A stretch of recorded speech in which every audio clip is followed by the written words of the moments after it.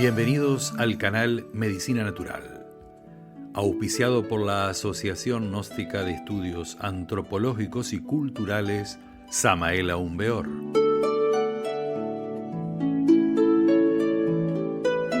Medicina Natural, la medida de la vida. Nos ocupa ahora, también referente al sistema digestivo, la flora intestinal y el proceso que se sucede en el intestino delgado para la absorción de los nutrientes que hemos comido a través de las comidas. La flora intestinal tiene un valor fundamental para la vida y podríamos definir dos tipos de flora intestinal. La flora intestinal que se encuentra en el intestino delgado, que la podemos llamar flora intestinal fina, y la flora intestinal que se encuentra en el intestino grueso, que le podríamos llamar flora intestinal gruesa.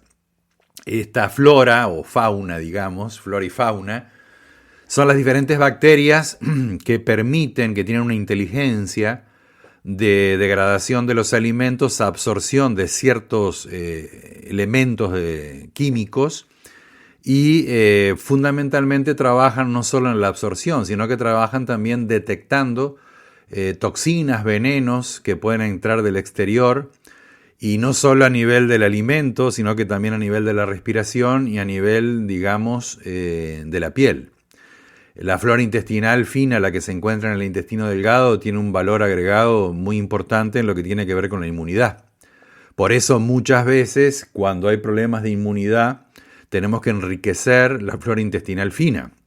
Hay muchas bacterias cultivadas a través de la leche o del agua, que permiten repoblar la flora intestinal cuando ha habido agentes externos, tóxicos, venenos o antibióticos que han mermado y que han matado, digamos, gran parte de la flora intestinal.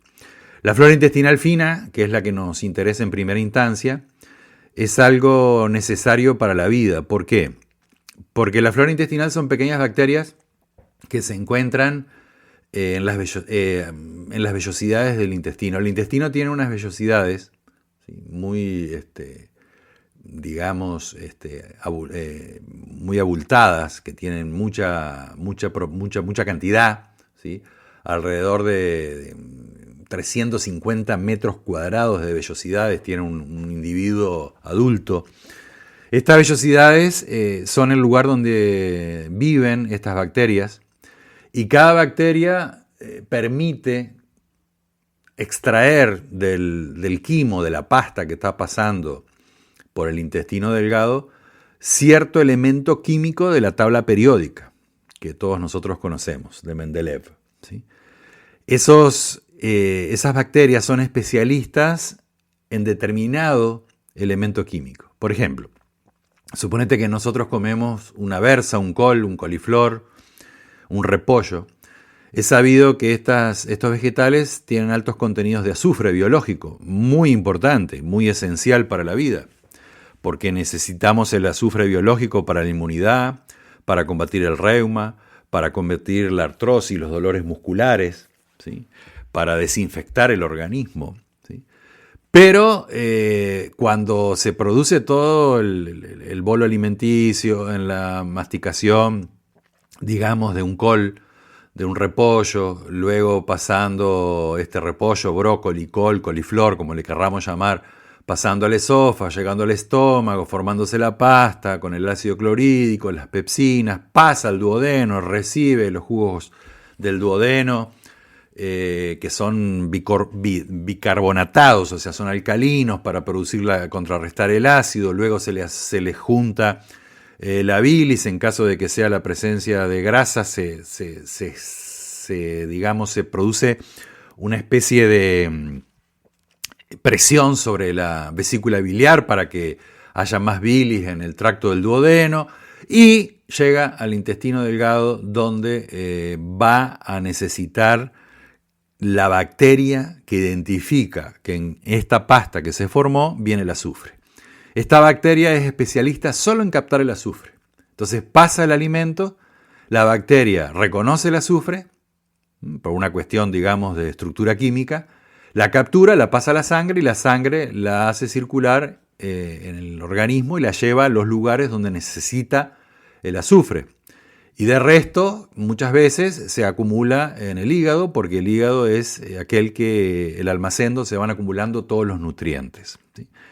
Así como está la bacteria para el azufre, está la bacteria para el hierro, para el molibdeno, para el magnesio, para el potasio, para el sodio, para el calcio, en fin, para todos los elementos químicos naturales que existen y que están esparcidos en los minerales, vegetales y en los demás animales que el ser humano come.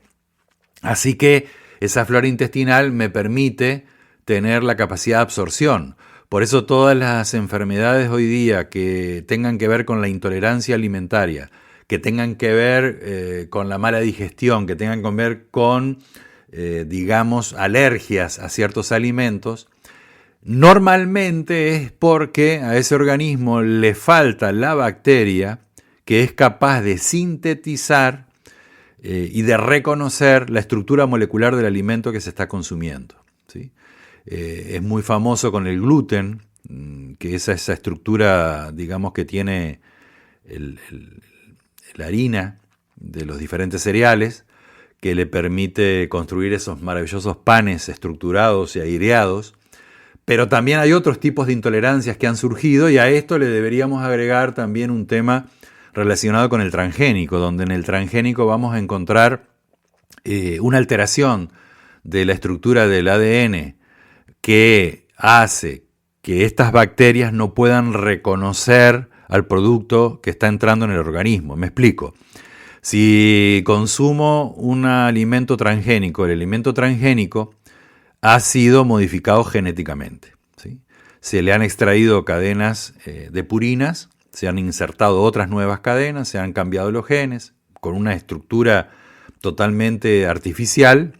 Si bien tenemos que reconocer que el ingenio y el estudio y la sagacidad del intelecto humano es interesante, también tenemos que reconocer que cuando esta sagacidad viene desprovista de naturalidad y de sentido común, a veces produce complicaciones, ¿sí? Que a veces produce complicaciones inocentes porque no eran imaginadas antes de haber realizado los experimentos genéticos. Entonces, como se cambió la estructura del ADN, la bacteria, por ejemplo, en el ejemplo del azufre o del hierro, o del calcio, o del cobre o de lo que sea, tiene que reconocer en el ADN del alimento que ingresó, tiene que reconocer que existe ese elemento químico. Como no lo reconoce porque está modificado artificialmente, ¿sí?, la bacteria no es capaz de capturar el elemento químico que le corresponde. Por lo tanto, se va inutilizando, la bacteria va diciendo, bueno, pero este ser humano nunca come molibdeno, o muy poco.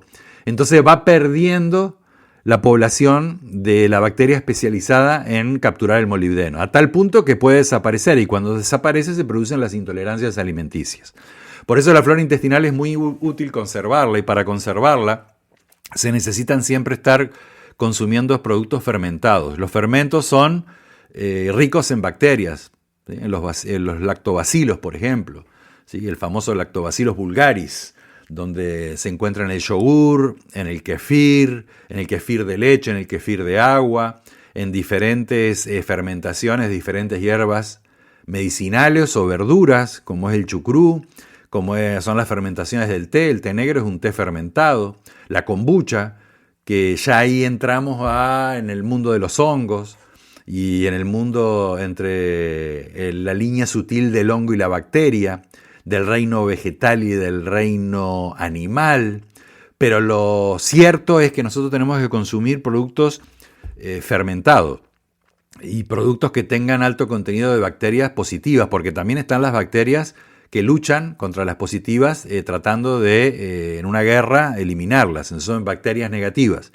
Las bacterias negativas son muy pocas. La mayoría de las bacterias son positivas y se encuentran en la flora intestinal, que nos permiten tener una absorción y asimilación correcta de los alimentos y mejorar enormemente la inmunidad, porque son centinelas de las toxinas, de los venenos, que no solo vienen por las vías digestivas, sino que vienen por las vías aéreas e inclusive por las vías de la piel, ¿sí?, por la dermis, ¿sí?